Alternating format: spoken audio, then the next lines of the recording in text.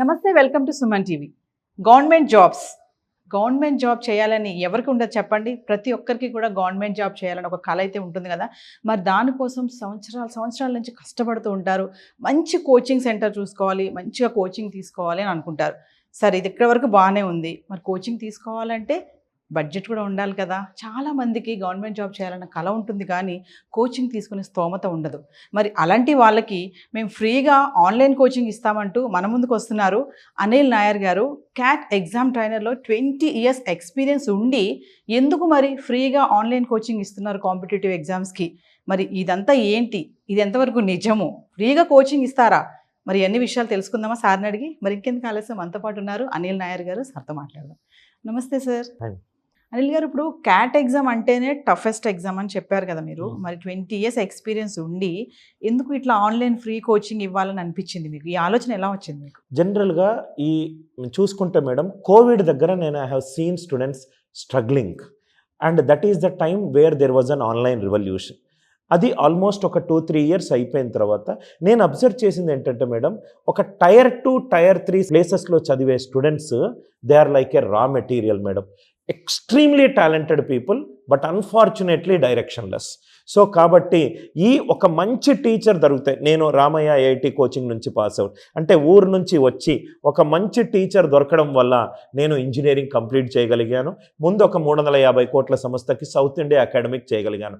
మన లైఫ్ని ఆల్టర్ చేసేది 1 incident, 1 teacher, 1 suggestion, 1 advice. So కాబట్టి మనకు ఇప్పుడు ఉన్న ఈ టెక్నాలజికల్ రివల్యూషన్లో యూట్యూబ్ ద్వారా చాలామందికి నేను క్లాసెస్ చెప్తున్నాను. కానీ ఏంటంటే యూట్యూబ్ అనేది ఒక ఓపెన్ ప్లాట్ఫామ్.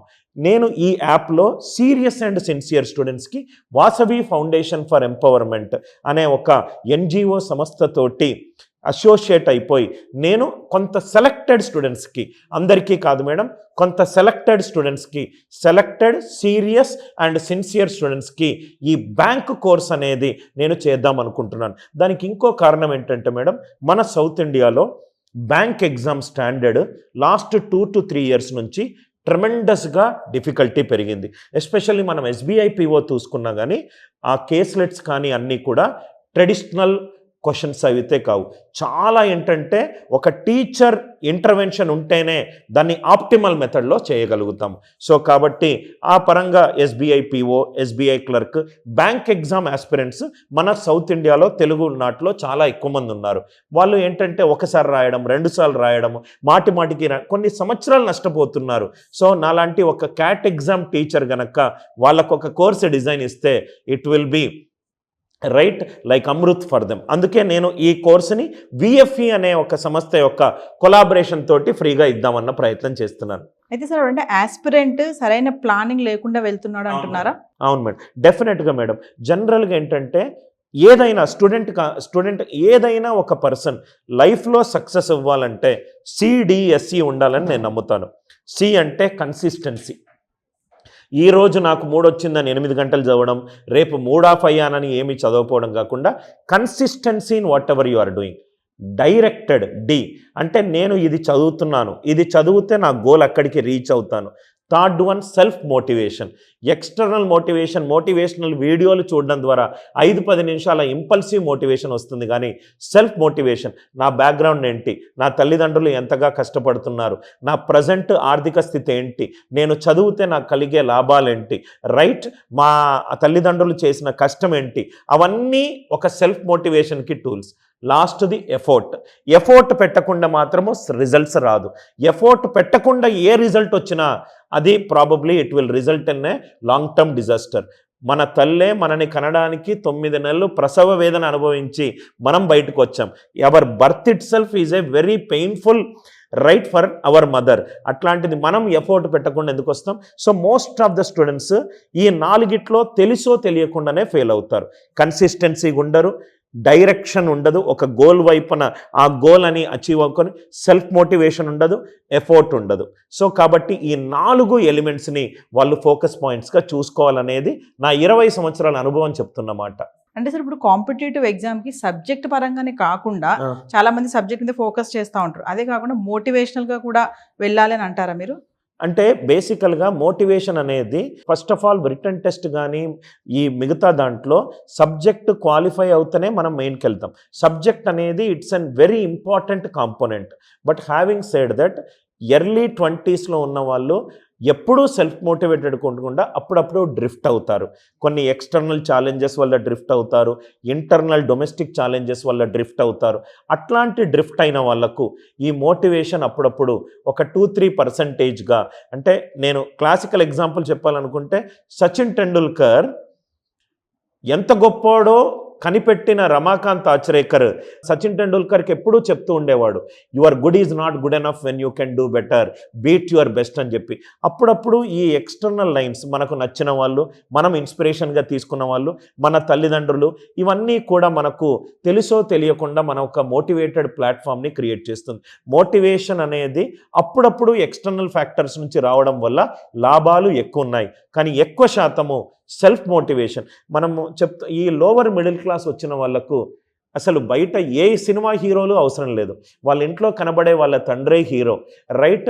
చనిపోయేంత వరకు ఫ్రీగా సేవ చేసే తల్లే, రైట్, మనకు greatest inspiration. So self motivation is important. Having said that little bit of extra motivation when you are down also helps. మామూలుగా అంటారు కదా, గవర్నమెంట్ జాబ్ ప్రిపేర్ అయ్యే వాళ్ళు 18 గంటలు చదవాలి, ఎక్కువ సమయం చదువుతూ ఉండాలి, ఎటు వెళ్ళకూడదు, ఏ ఫంక్షన్స్కి వెళ్ళకూడదు, వాళ్ళతో మాట్లాడకూడదు. నేను ఇది పూర్తిగా ఒప్పుకోను మేడం, ఎందుకంటే నేను అలా చదవలేదు, నా స్టూడెంట్స్ కూడా అలా చదవాలని కోరుకోను. బేసికల్గా ఐ ఆల్వేస్ బిలీవ్ మేడం, అంటే ఇది నా యొక్క పర్సనల్ థింగ్, లైఫ్ని మనం ఎప్పుడూ ఇలా చూడకూడదు మేడం. ఇలా చూస్తే ఏంటంటే ఇది ఫస్ట్ ప్రయారిటీ, ఇది సెకండ్ ప్రయారిటీ, ఇది థర్డ్, ఇది 4th, 5th అవుతుంది. నేను లైఫ్ని ఇలా చూస్తాను. నాకు ఏంటంటే రోజుకి 3 గంటలు చదివినా 4 గంటలు చదివినా, చదివేటప్పుడు ఫోన్ స్విచ్ ఆఫ్ చేసుకోవాలి, ఆ ఫోన్లో క్లాసెస్ వినేటప్పుడు ఇంకా ఏ ప్లాట్ఫామ్స్ ఓపెన్. మనము ఎవ్వరికీ సంజాయిషీ చెప్పాల్సిన అవసరం లేదు, మనకు మనమే ఆన్సర్. మనలోనే ఒక పర్సన్ ఉన్నాడు, ప్రతి క్షణము మనతో మాట్లాడుతున్నాడు. మనం తప్పు చేస్తున్నామా, రైడ్ చేస్తున్నామా, మన మనస్సాక్షే మనతోటి మాట్లాడుతూ ఉంది. జనరల్గా ఈ SBI PO clerk bank related ఎగ్జామినేషన్లో చాలామంది ఎక్కువ చదువుతారు, అప్పుడప్పుడు తెలియకుండా అనవసరమైనవి కూడా చదువుతారు. కాబట్టి మనం ఏం చేయాలంటే మేడం, మనకు షెడ్యూల్ ఏంటి, మనకు సిలబస్ ఏంటి, ఏ టాపిక్లో వెయిటేజ్ ఉంది, ఆ ఏ టాపిక్లు నాకు రావు, ఏ టాపిక్లు నేను కొంచెం కంఫర్టబుల్గా ఉన్నాను, కంఫర్టబుల్గా లేని టాపిక్లు వాళ్ళు లాస్ట్ మినిట్ వరకు తోసేస్తారు, కంఫర్టబుల్గా ఉన్న టాపిక్లు ఫస్ట్ చేస్తారు, ఎందుకంటే ఒక ఫీల్ గుడ్ ఫ్యాక్టర్ వస్తుంది. సో మనము ఎలా అంటే, మీకు క్రికెట్ ఆడడం వచ్చు, కానీ నేనేమంటున్నానంటే T20 ఆడడం వేరు, టెస్ట్ మ్యాచ్ ఆడడం వేరు, వన్డే మ్యాచ్ ఆడడం వేరు. ఎగ్జామ్ విధానాన్ని అన్వయించుకొని మీ ప్రిపేర్ చేయాలి. సివిల్ సర్వీసెస్ అంతా length and breadth of the subjects ఉన్నాయి కాదు మేడం, లిమిటెడ్ టాపిక్స్ ఉన్నాయి, వెరైటీ ఆఫ్ మోడల్స్ ఉన్నాయి. అక్కడే మంచి టీచర్ యొక్క ఇంటర్వెన్షన్ ఇంపార్టెంట్. సో అనిల్ గారు, మీ కోచింగ్లో, ఆన్లైన్ ఫ్రీ కోచింగ్లో ఎలా ఉంటుంది, అంటే మీరు నోట్స్ ఎలా ఇస్తారు, టీచింగ్ ఎలా ఉంటుంది, ఆ ప్రాసెస్ ఒక్కసారి. జనరల్గా నేను స్టెప్ బై స్టెప్ చెప్తాను. జనరల్గా ఈ వీడియో చూస్తున్న ప్రతి ఒక్క వ్యూవర్స్, మీకు కనుక ఫ్రీ బ్యాంక్ కోర్స్ కావాలనుకుంటే కింద ఒక లింక్ ఉంది మేడం, ఆ లింక్ని క్లిక్ చేయండి. లింక్లో మీ డీటెయిల్స్ అన్నీ ఇవ్వండి. అయిపోయిన తర్వాత ఒక మెరిట్ లిస్ట్ ఉంటుంది. మెరిట్ లిస్ట్లో కనుక మీ పేరు కనుక ఉంటే మీకు మేము యాక్సెస్ ఇస్తాము. అనిల్ నాయర్ క్లాసెస్ యాప్లో మీకు ఆ కోర్సు ఫ్రీ యాక్సెస్ అవుతుంది, మీరు మెరిట్ లిస్ట్లో ఉంటే. ఆ యాక్సెస్లో మీరు ల్యాప్టాప్లో చూసుకోవచ్చు, మొబైల్ యాప్లో చూసుకోవచ్చు. ప్రతి ఒక్క టాపిక్ మీకు బేసిక్ లెవెల్ నుంచి అడ్వాన్స్డ్ లెవెల్ వరకు కాన్సెప్ట్ వీడియోలు ఉంటాయి. ప్రతి ఒక్క టాపిక్కి టెస్ట్ సిరీస్ ఉంటుంది. బెస్ట్ థింగ్ ఏంటంటే అన్ని టాపిక్లు మ్యాథ్స్ టాపిక్లు ఇంక్లూడింగ్ డిఐ కూడా నేనే తీసుకున్నాను. అంటే అన్ని క్లాసులు నేనే తీసుకున్నాను కాబట్టి స్టూడెంట్కి అబ్బా ఇది ట్రెడిషనల్ మెథడ్, ఇది నాకు ఆల్రెడీ తెలుసు, ఈ మెథడ్ కొంచెం పెద్దగా ఉంది లేకుండా క్యాట్ ఎగ్జామ్ చెప్పున్నాను కాబట్టి మీ టైంని తగ్గించి మ్యాక్సిమం అటెంప్ట్స్. జనరల్గా కోర్సు యొక్క మనం కనుక నేను రాసుకుంటే ఈ కోర్స్ ఎందుకు క్రియేట్ చేశాను అనేది ఒకటి రాసుకుంటే నా అవుట్కమ్ ఏంటంటే ఈజీగా ఉండాలి, బెస్ట్ ఉండాలి, ఫాస్టెస్ట్ ఉండాలి, టైం సేవింగ్ అవ్వాలి, స్టెప్స్ రెడ్యూస్ అవ్వాలి, బెస్ట్ ఆఫ్ ద టీచర్స్ తోటి క్లాస్ ఉండాలి, మళ్ళీ వీడియోని మాటిమాటికు చూసుకునేటట్టు ఉండాలి, ఏమైనా డౌట్ వస్తే చాట్ ఫ్యూచర్ ఉండాలి, ఏమైనా మాట్లాడాలంటే ఒక మెంటరింగ్ పర్సన్ ఉండాలి. ఒక ఎకో సిస్టమ్ క్రియేట్ చేస్తేనే స్టూడెంట్ సక్సెస్ అవుతాడు.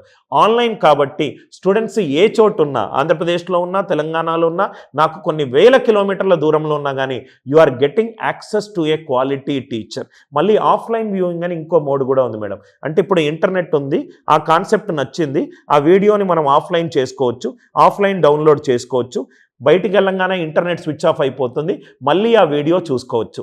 అంటే ఇంతకుముందు ఒక స్టూడెంట్ టీచర్ దగ్గరికి వెళ్తే ఇప్పుడు టీచర్ స్టూడెంట్ దగ్గరికి వస్తున్నాడు. సో ఫైనల్గా అంటే పర్సనల్ ఇంటరాక్షన్ కూడా ఉంటుందా? ఏమైనా డౌట్స్ ఉంటే పర్సనల్గా ఆన్లైన్లో మాట్లాడి ఆ సౌకర్యం కూడా ఉంటుందా? జనరల్గా మనం ఏం చేస్తామంటే మేడం, ఒక కోర్సు డిజైన్ చేసిన తర్వాత ఒక సబ్జెక్ట్ మ్యాటర్ ఎక్స్పర్ట్, ఈ సబ్జెక్ట్ మ్యాటర్ ఎక్స్పర్ట్ ఏం చేస్తాడు అని అంటే డౌట్స్ అన్నీ హ్యాండిల్ చేస్తాడు. ఒక బ్యాచ్కి ఒక మెంటార్, ఈ మెంటార్ ఏం చేస్తారంటే ఎవరెవరు వీడియోలు చూస్తున్నారు, ఎవరు చూడట్లేదు, చూడలేని వాళ్ళను ఒకసారి ఫోన్ చేసి మీరు ఇది చూడకపోతే మీకు నెక్స్ట్ టాపిక్ అర్థం కాదు అని మెసేజ్లు పంపించడము. అదే అస్సలు చూడకుండా ఉంటే వాళ్లకు సారీ అండి, మీ వల్ల ఇంకో మెరిట్ స్టూడెంట్ కోల్పోయాడు, మేము అతనికి సీట్ ఇస్తున్నామని చెప్పి ఈ కోర్సు డీయాక్టివేట్ చేయడం. మేము సీరియస్ అండ్ సిన్సియర్ స్టూడెంట్స్ కోసమే ఈ ఫ్రీ బ్యాంక్ కోర్స్ పెట్టాము. దయచేసి ఏదో ఫ్రీగా వస్తుందని చెప్పి మీరు లాగిన్ అయ్యి దాన్ని అండర్ యూటిలైజ్డ్ రిసోర్స్ తీసుకుంటే ప్రాబబ్లీ మీకు ఇచ్చే చిరుకానికి ఏంటంటే కోర్సుని డీయాక్టివేట్ చేసి ఇంకోళ్ళకి ఇవ్వడం. దాంట్లో మొహమాటం ఏమీ లేదు madam.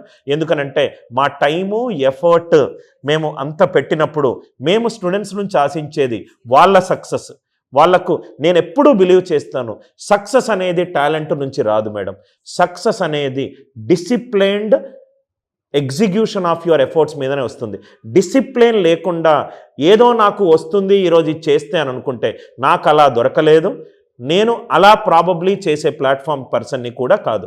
Only interested, serious and sincere bank exam aspirant. నేను 2025లో నేను ప్రొబేషనరీ ఆఫీసర్ కావాలి, నేను క్లర్క్ కావాలి, నేను నా ఫ్యామిలీని నిలబెట్టాలి, నాకు చదువుకోవడానికి డబ్బులు లేవు అని అనుకున్న వాళ్లకు Anil Nair classes in collaboration with VFE ఉపయోగపడుతుంది.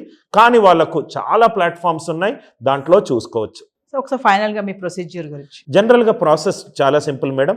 ఈ వీడియో చూస్తున్న ప్రతి ఒక్కరూ మీకు కింద డిస్క్రిప్షన్లో కానీ కామెంట్లో కానీ ఆ link plus help line number ఉంది, ఆ లింక్ క్లిక్ చేయండి. కరెక్ట్ డీటెయిల్స్ అన్నీ ఫిల్ చేయండి. ఫిల్ చేసిన తర్వాత ఒక 1 or 2 వీక్స్లో మీకు మెరిట్ లిస్ట్ వస్తుంది. మెరిట్ లిస్ట్ వచ్చిన తర్వాత మీ పేరు ఉన్న తర్వాత నేను ఒక వీడియో చేస్తాను. ఆ వీడియోలో మీకు కోర్స్ ఏముంటుంది, ఎన్ని వీడియోలు ఉంటాయి, మీకు ఎప్పుడు యాక్టివేషన్ వస్తుంది అనేది నేను పూర్తి ప్రాసెస్ చెప్తాను. మా టీం వాళ్ళు లాగిన్ యాక్టివేషన్ అవుతారు. అక్కడి నుంచి మన బ్యూటిఫుల్ కో ట్రావెలింగ్ జర్నీ స్టార్ట్ అవుతుంది madam. Thank you sir. Thank you.